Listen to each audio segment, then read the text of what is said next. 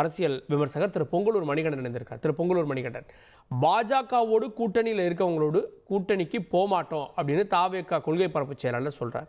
நேற்று ஆதவ அர்ஜுனா சத்தியம் பண்ணி சொல்றாரு பாஜகவோட போமாட்டோன்னு. அதிமுக பொதுச் செயலாளர் இன்னமும் நம்புறாரு தாவேகா எங்களோட கூட்டணிக்கு வரும்னு. எப்படி? அதாவது இந்தியா என்கிற அந்த கூட்டணி உருவான போது அந்த கட்சியில இணைந்த எல்லோருமே ஒருமித்த கருத்துடையவர் அல்ல, ஒருவருக்கொருவர் நேர் எதிர்கொள்கையுடையவர்கள். நேர் எதிராக அந்த கட்சியிலிருந்து இந்த கட்சி, இந்த கட்சியிலும் அந்த கட்சி என்று பிறந்த கட்சிகள் தான் அது எல்லாமே.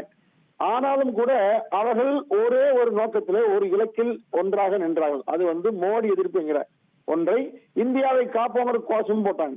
இப்போ அதுதான் நேரடியாக தமிழகத்திலும் பிரதிபலிக்கிறது. தமிழகத்தை காப்போம் என்கிற ஒற்றை நோக்கம்தான் அதிமுகவுக்கு இன்றைய சூழல் இருக்கிறது.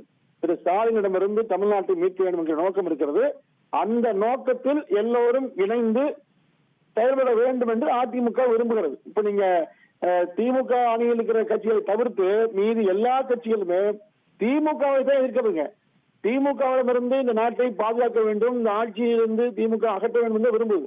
அப்ப அந்த சூழ்நிலையில அவர்கள் எல்லோரும் தனித்தனியாக நின்று மீண்டும் திமுகவுக்கு ஒரு பலத்தை உருவாக்கி கூட கூடாது என்கிற அக்கறை அதிமுகவுக்கு மேலாக இருக்கிறது. இதுல இவர் அங்க கூட இருக்காங்க, அங்க இருக்காங்க, அதெல்லாம் பேச்சுக்கே இடமில்லை.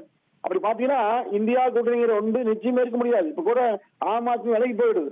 பல முரண்பாவுடைய கட்சி கேரளாவில கம்யூனிஸ்ட் காங்கிரஸ் ஆகாது, தமிழ்நாட்டில் ஒத்து போகுது, மேற்கு வங்காளம் ஒத்து வராது. இப்படி ஒவ்வொரு மாநிலத்துக்கு மாநிலம் வேறுபாடு கொண்ட அந்த கட்சிகளாக இணைகிற போது தமிழ்நாட்டில் திமுக எதிர்ப்பு என்கிற ஒற்றை புள்ளியில ஏன் இணையக்கூடாது? இப்ப நீங்க யார் இணைந்தாலும் அதிமுகவோடு சேர்ந்து இணைய போறாங்க, வேற கட்சியோடு இல்ல. அதிமுகவோடு இணைந்து பேசிதான் தொகுதி பங்கு பெற போறாங்க.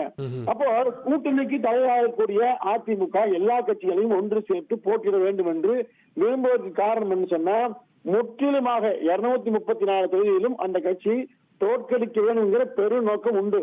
அந்த நோக்கத்திற்கு என்ன காரணம்? ஒரு 13 கட்சியை தன்னோடு வைத்துக் கொண்டு திமுக கடந்த 10 ஆண்டுகளாக வலிமையாக இருக்கிறோம், தொடர்ந்து வெற்றி வாகை சுடுவோம் என்கிற இருமா போட்டு இருக்கிறது.